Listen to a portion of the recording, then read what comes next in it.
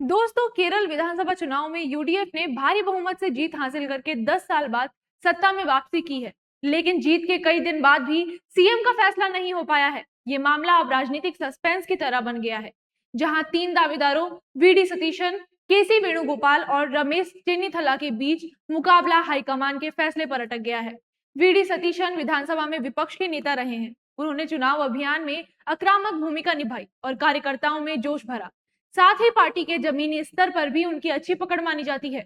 वहीं केसी वेणुगोपाल कांग्रेस के राष्ट्रीय महासचिव हैं। संगठनात्मक क्षमता और दिल्ली से मजबूत जुड़ाव के कारण वो कई विधायकों के समर्थन में आगे दिख रहे हैं।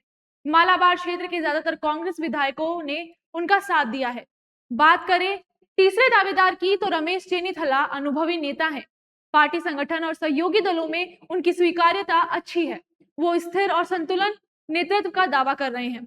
स्थिति अब पॉलिटिकल क्लिफ हैंगर बन गई है। तीनों नेता दिल्ली पहुंच रहे हैं, जहां हाईकमान के साथ अंतिम दौर की बातचीत होगी। इस बीच एक विवादास्पद घटना ने घमासान बढ़ा दिया है। एक दस्तावेज लीक हो गया है, जिसमें कई विधायकों के वेणुगोपाल के पक्ष में हाँ लिखे थे।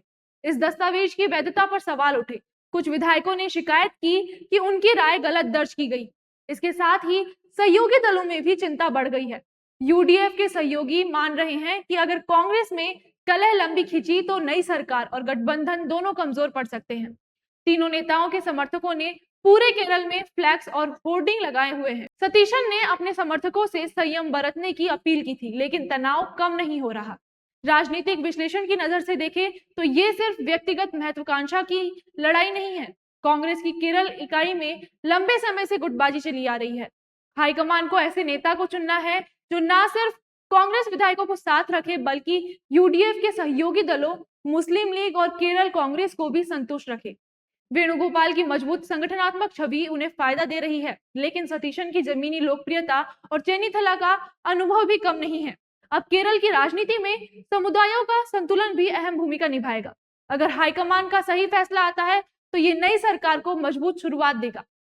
कुल मिलाकर केरल कांग्रेस की ये परीक्षा सिर्फ एक मुख्यमंत्री चुनने की नहीं, बल्कि जीत को स्थिर और सफल सरकार में बदलने की भी है। अब हाईकमान का आने वाला फैसला न सिर्फ केरल की सियासत, बल्कि राष्ट्रीय स्तर पर कांग्रेस की छवि को भी प्रभावित करेगा।